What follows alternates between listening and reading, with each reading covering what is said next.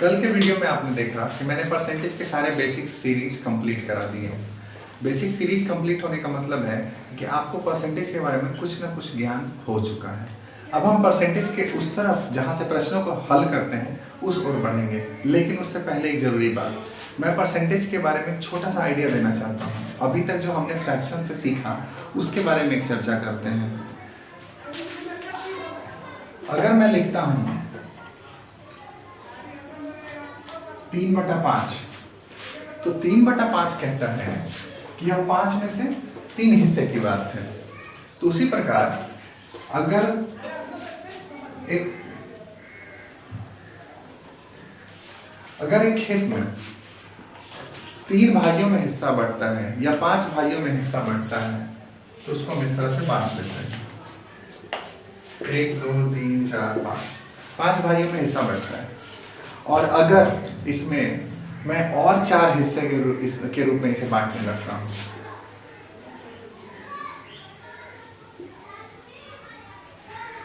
तो इसका कुल मान क्या होगा? इसका कुल मान हमेशा 1 होगा, लेकिन अब इसका मान अलग अलग हिस्से बंटने के कारण बदलता जाएगा। जब यह 5 भाइयों में बटा था तो वह 1/5 का हिस्सा चल रहा था, लेकिन अब इसका मान बदल चुका है। 1 2 3 4 5 6 7 8 9 10 11 12 13 14 15 16 17 18 19 20। अब 1/20 की स्थिति बन चुकी है। तो यह पूर्ण भिन्न कब बनता है? जब हम 1 को प्राप्त कर लेंगे। और 1 की स्थिति कब बनेगी? जब 20/20 कट जाए और 1 बना दे। यहाँ पर 5/5 कट जाए और 1 बना दे। मतलब यह पूर्णतः 1 था, जिसे 5 टुकड़ों में भी बांटा जा सकता था, जिसे 20 टुकड़ों में भी बांटा जा सकता था, लेकिन वह पूर्णतः एक ही वर्ग का या एक ही आयत का हिस्सा रहा होगा। तो मेरा यह बताने का तात्पर्य था कि प्रतिशत हमेशा आपको संपूर्ण की कहानी बताता है। जो नीचे में होता है, जो नीचे होता है, जो हर के रूप में होता है, वह हमेशा कुल कहलाता है, संपूर्ण कहलाता है। और जो ऊपर होता है वह या तो जोड़ या घटाव या बढ़ना या घटना इसके रूप में प्रदर्शित होता है।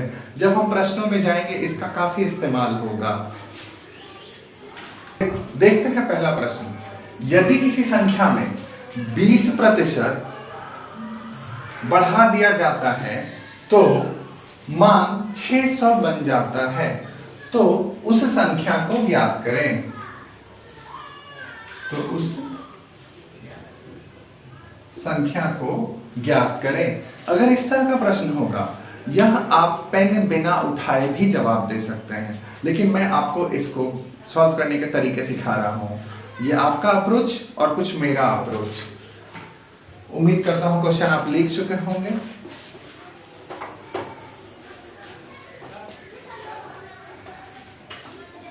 तो क्वेश्चन था कि 20%, तो 20% को लिखते हैं।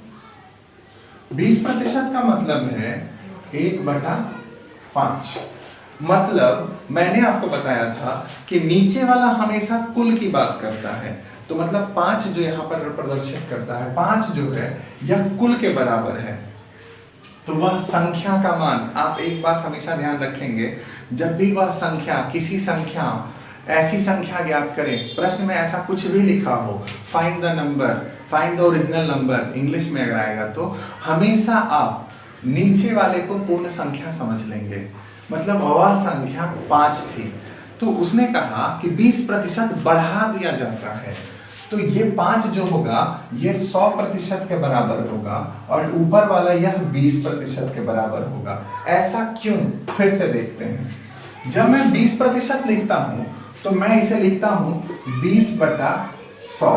मतलब यह 100 5 के बराबर है और यह 20 1 के बराबर है। यही मान दिया गया था। तो हमेशा यह 1 बढ़ा दिया गया है, मतलब 100 पर 20 बढ़ा दिया गया है। हमें यह समझना है, तो मैं समझने के लिए आपको बता रहा था।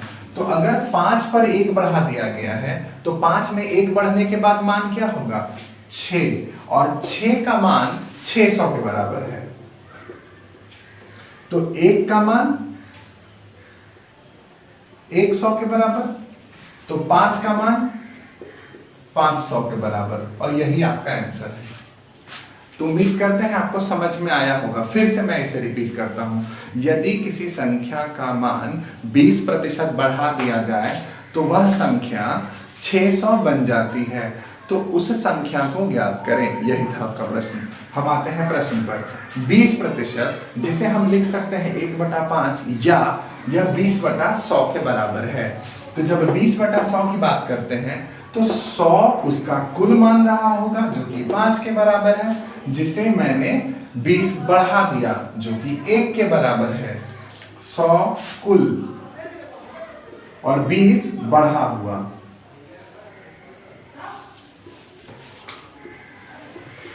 तो 20 बढ़ा हुआ के बराबर 100 कुल के बराबर। तो यहां पर 1/5 का मान प्राप्त करते हैं, तो 5 में 1 बढ़ गया तो मान हो गया 6। 6 अगर 600 के बराबर तो 5 बराबर 500। ये है आपका आंसर। और इस प्रश्न के लिए आप बिना पेन उठाए भी बता सकते थे। 20% मान बढ़ने का मतलब है 100 से 120 हो गया, तो 120 बराबर 600, तो 100 बराबर 500। तो ये तो था आपको सबसे बेसिक प्रश्न जो मैं आपको परसेंटेज के टाइप 1 में स्टार्ट कर चुका हूं। परसेंटेज का टाइप 1 शुरू हो चुका है। अब हम देखते हैं अगले प्रश्न को।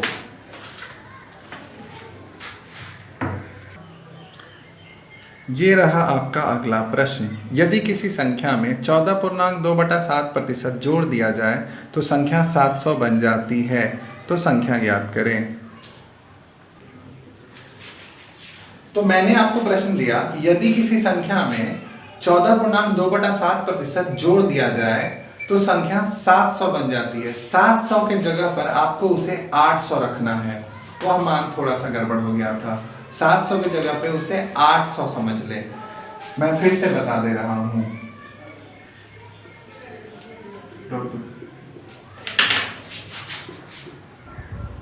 मैं उस प्रश्न को दोबारा दोहरा रहा हूं। यदि किसी संख्या में 14.2/7% जोड़ दिया जाए तो वह संख्या 800 बन जाती है, तो मूल संख्या ज्ञात करें। मैंने बार बार कहा है 700 को सुधार कर 800 कर ले। अब देखते हैं इस प्रश्न को। 14.2/7%, मैंने जो परसेंटेज बताया था उसके हिसाब से आपको इसका मान पता है कि 14.2/7% का मतलब है 1/7। अगर कुल मान, जैसा मैंने कहा कि नीचे वाला हमेशा कुल मान होता है, तो कुल मान अगर 7 है, 7 मतलब टोटल या फिर कुल मान अगर 7 है तो 1 बढ़ जाता है, मतलब 7 से बढ़ने के बाद 8 का मान 800 के बराबर, तो 1 का मान 100 के बराबर, तो यह टोटल 700 के बराबर। और कितने आसानी से हमने इस प्रश्न को हल कर लिया। मतलब अगर आपको सिर्फ इसका फ्रैक्शन पता हो तो आपको पेन उठाने की जरूरत इसमें भी नहीं पड़ने वाली थी। आप दिमाग में ही कैलकुलेट कर सकते थे कि 1/7 है, 7 में 1 बढ़ गया 8 बराबर 800, तो 7 बराबर 700। ये था प्रश्न नंबर 2। प्रश्न नंबर 3 की ओर हम लोग चलते हैं। यदि किसी संख्या में 16.2/3% घटा दिया जाए तो संख्या 1500 बन जाती है, तो मूल संख्या ज्ञात करें। यह है प्रश्न नंबर 3 और इसे बनाते हैं। 16.2/3% कहने का मतलब 16.2/3% बराबर 1/6, जहां तक हम लोगों ने परसेंटेज के बेसिक्स में सीखा था। तो नीचे का मैंने आपको बताया है कि नीचे का मान हमेशा कुल होता है, तो 6 में से 1 घटा दिया गया, तो मतलब 5 बराबर 1500, तो 1 बराबर 300। तो आपको जानकारी उसी संख्या को ज्ञात करना था, तो 6 बराबर इसका मान होगा 1800। कुछ लोगों को लगा होगा कि सर ने 1800 कहां से ला दिया, तो 6 से 300 को गुना करता हूं तो 1800 आता है। अगर 1 का मान 300 तो 6 का मान कितना, 1800। तो ये था हमारा प्रश्न नंबर 3 और काफी अच्छे तरीके से आप कर रहे हैं। ये रहा आपका चौथा प्रश्न। यदि किसी संख्या में 66 जोड़ दिया जाए, 66 जोड़ दिया जाए, घटा दिया जाए, तो वह संख्या 237, किसको कट करो,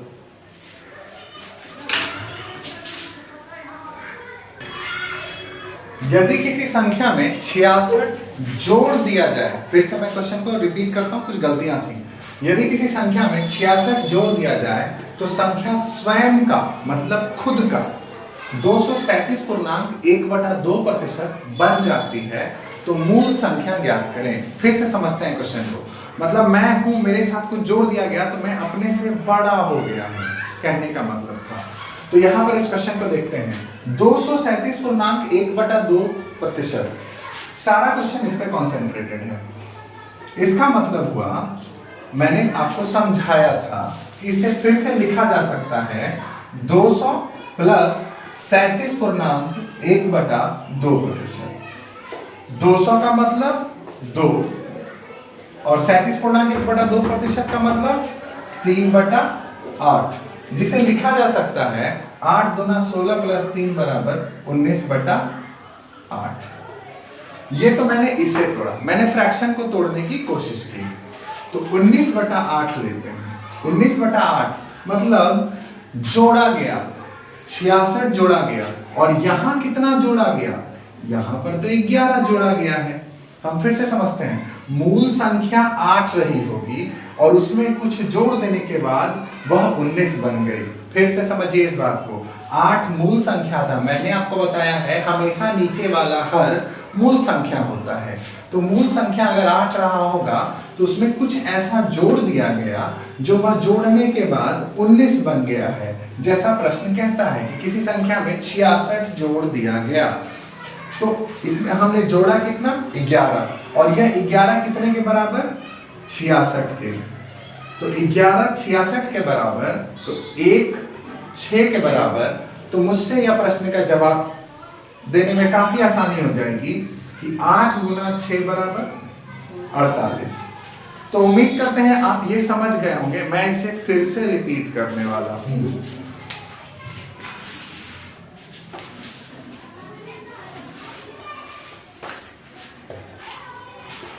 तो मैं 237.1/2% को सीधा लिख सकता हूं 2 3/8 या 19/8।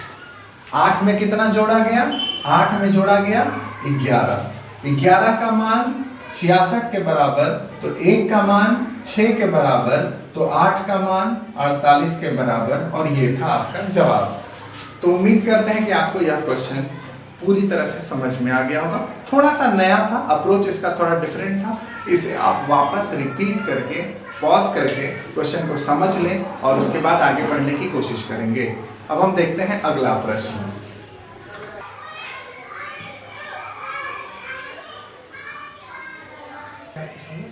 अब आपके सामने कुछ और नए प्रश्न आ चुके हैं।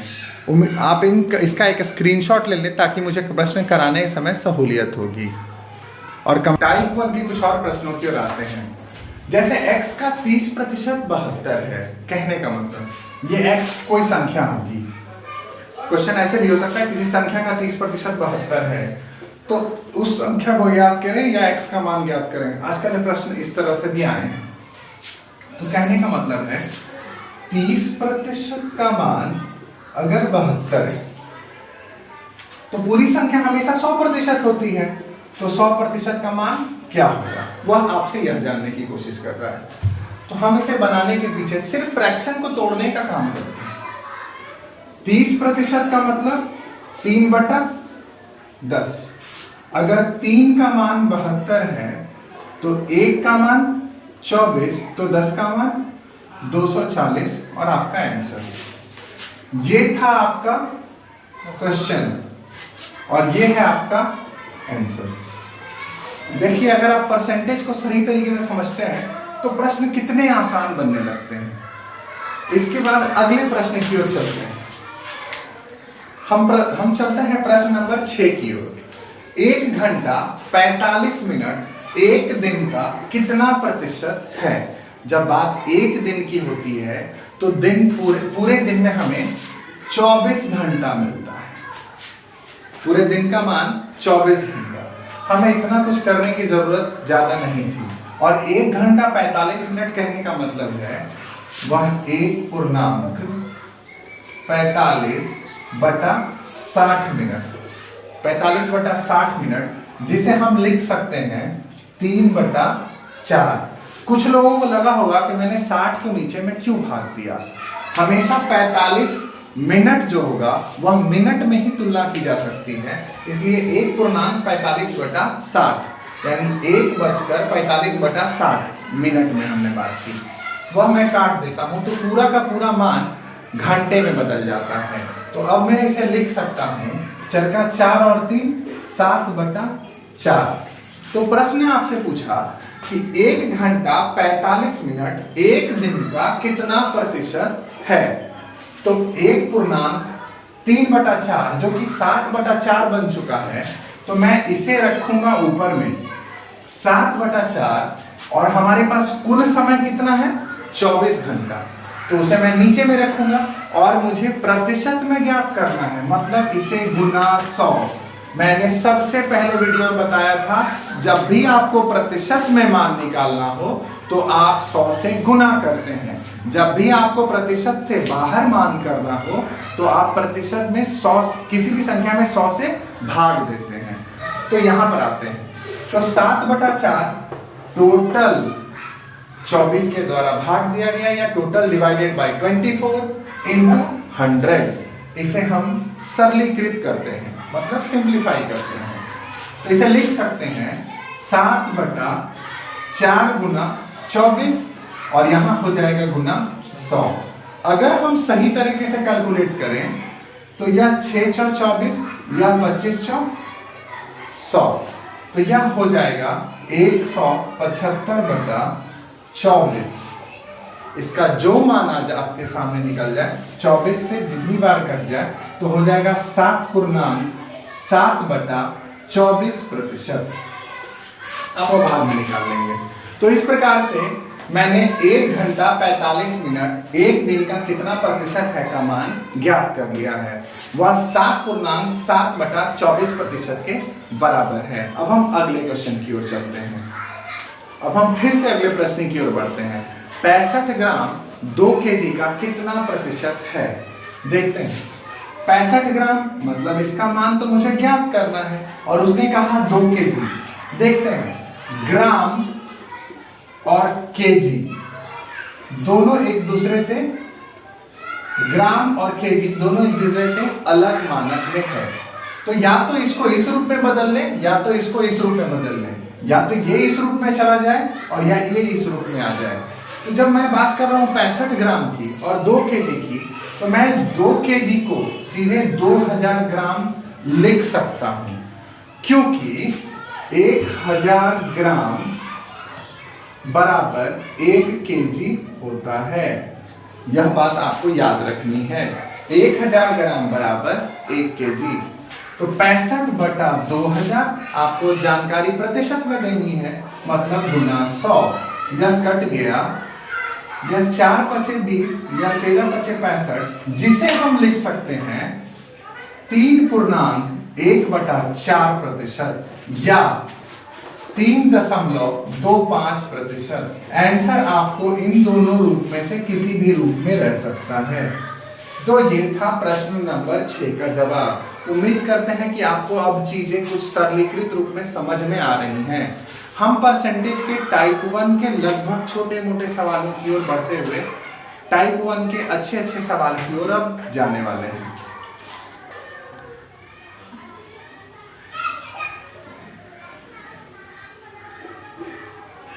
तो हम देखते हैं 1206 का 1/3 मतलब 1/3 134 का कितना परसेंट है, मतलब 1234 का 1/3 134 के कितने प्रतिशत के बराबर है।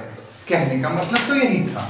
तो मैं 1206 का 1/3 मतलब 1206 गुना 1/3 जरूर निकालूंगा और इससे मुझे मिलेगा 402। और यह पूछता है 134 का कितना प्रतिशत है। अब हम ये जानेंगे 134 का कितना प्रतिशत मतलब तुलना किससे की जा रही है। अब मैं ये तुलना वाली बात पे थोड़ी चर्चा करना चाहता हूं। जब भी किसी चीज से तुलना की जाए, जब भी किसी चीज से तुलना की जाए तो वह हमेशा नीचे में रखा जाता है, वह हमेशा हर के रूप में रखते हैं। तो तो यह बात आप नोट डाउन करके अपने कॉपी में एक छोटा सा नोट्स बनाएंगे और नोट्स में साइड में लिख लेंगे। मतलब आप उसको जिस रूप से जाने, एक बॉक्स बनाए, बॉक्स में लिख लें कि जब भी आपका हर के रूप में आएगा वह तुलनात्मक अध्ययन के रूप में रखा जाता है। तो हम इस प्रश्न में देखेंगे कि यहां पर 134 का कितना प्रतिशत पूछा गया है। मतलब नीचे में हमेशा 134 आएगा और जो पूछा गया है वह ऊपर में रखा जाएगा। हम एक बात और जानते हैं कि प्रतिशत में निकालना है, मतलब इसे गुना 100 कर देंगे। काटने की एक कोशिश की जाए तो यह 3 बार में कट जाता है, मतलब 300% के बराबर है। इतना छोटा सा जवाब था इसका। मैं इस प्रश्न पे फिर से आता हूं। 1206 का 1/3 मतलब 402। 134 का कितना प्रतिशत है? 134 का कितना प्रतिशत है मतलब अब तुलना 134 अपने सामने रखकर करने वाला है। तो 134 नीचे रखा गया, 402 ऊपर रखा गया और गुना 100। एक बात मैं और आपको अच्छा से नोट डाउन करा दूं, जब भी का जिसके साथ का लग जाए, हिंदी में जा रहे हैं तो का, तो यह का लगने का मतलब है वह नीचे होगा और बाकी आप खुद समझ सकते हैं, आप तो होशियार हैं। तो यह प्रश्न आपको अब तक समझ में आ गया और जिन्हें नहीं समझ में आया वह फिर से रिवाइंड करके इसको समझने की कोशिश करेंगे। अगले प्रश्न की ओर बढ़ते हैं। अगला प्रश्न, यदि x का 125% 100 है, मतलब कोई संख्या x रही होगी जिसका 125% का मान 100 है, तो x का मान क्या होगा, मतलब उस संख्या का मान क्या होगा। मैंने आपको बताया था कोई भी संख्या अपने आप में संपूर्ण 100% होता है। तो प्रश्न बहुत ही आसान था। 125% बराबर 100, तो 100% का मान कितना होगा, यही है आपका प्रश्न। इस प्रश्न को हम तोड़ना चाहें, मतलब अगर देखते हैं, यह है आपका प्रश्न, यह है आपका क्वेश्चन। अब मैं आंसर देता हूं। 125% को क्या लिखा जा सकता है, इसे लिखना चाहें तो लिख सकते हैं 125 बटा, जिसे लिखा जा सकता है 5/4। तो मैं जानता हूं कि नीचे हमेशा वह संख्या रहती है, तो 4 ऊपर वाला संख्या था 125%, तो 5 का मान अगर 100 के बराबर, तो 1 बराबर 20, तो 4 बराबर 80 और यही था आपका जवाब। सोचिए कितना, अगर आप फ्रैक्शन का मान निकालना जान जाए, परसेंटेज को फ्रैक्शन के रूप में देखना शुरू कर देंगे, तो आपके पास बस चुटकियों में सवाल के जवाब मिल जाएंगे। और यह प्रश्न उम्मीद करते हैं आपको समझ में आ गया होगा। अगले प्रश्न की ओर चलते हैं। ये रहा आज का आखिरी प्रश्न। आखिरी प्रश्न इसलिए क्योंकि यह काम अब आपका वीडियो 10 प्रश्नों के साथ तैयार हो चुका है। 72 ग्राम 3.6 kg का कितना प्रतिशत है? अभी आप सभी बच्चों से अनुरोध है, इसका जवाब आप कमेंट सेक्शन में जरूर दें। मैं अगले दिन नेक्स्ट वीडियो की शुरुआत इसी क्वेश्चन के जवाब के साथ करूंगा। इसका जवाब आपको नेक्स्ट वीडियो में जरूर मिलेगा। लेकिन कुछ जरूरी बात है, आज मैंने आपको परसेंटेज के टाइप 1 की शुरुआत की। टाइप 1 मैंने, कुछ लोगों को लगा होगा सर ने किस पुस्तक से शुरुआत की, मैं आपको हर पुस्तक से पढ़ने के लिए पूर्णतः आजादी के रूप में चाहता हूँ। मैं किसी खास पुस्तक को नहीं पढ़ाता, आप जहां से प्रश्न लाएं, मैं एक कुछ दिनों में आपके पास एक नंबर जारी करूंगा जिस पर आप व्हाट्सएप पर आप एक ग्रुप बना के या टेलीग्राम चैनल के माध्यम से अपना प्रश्न पूछा करेंगे या पूछ लिया करेंगे। डाउट होगा, आपके डाउट्स भी हल किए जाएंगे। तो उन डाउट्स को हल करने के लिए उस टेलीग्राम ग्रुप में आपको जोड़ दिया जाएगा, जिसका लिंक मैं 1-2 दिनों में जारी कर दूंगा। और उस टेलीग्राम ग्रुप में आप शामिल होकर के अपने डाउट्स को क्लियर करते रहेंगे। आपको बनाने के लिए कौन सी पुस्तक होनी चाहिए? आप अभी लॉकडाउन है, आप कहीं पुस्तक खरीद नहीं सकते। मोबाइल में आप किरण लगभग 10,000 प्रश्नों की पुस्तक आती है जो एसएससी की सॉल्व पेपर्स हैं, उसको आप अपने मोबाइल में डाउनलोड कर लें। उसमें परसेंटेज के सेक्शन में चले जाएं। परसेंटेज के या प्रतिशत के सेक्शन में जाने के बाद आप उसमें से जो मैंने पढ़ाया है वह टाइप 1 से कुछ मिलता जुलता है, तो उसमें से जाकर आप उन सभी आसान से कठिन प्रश्नों का जवाब ढूंढने की कोशिश करेंगे।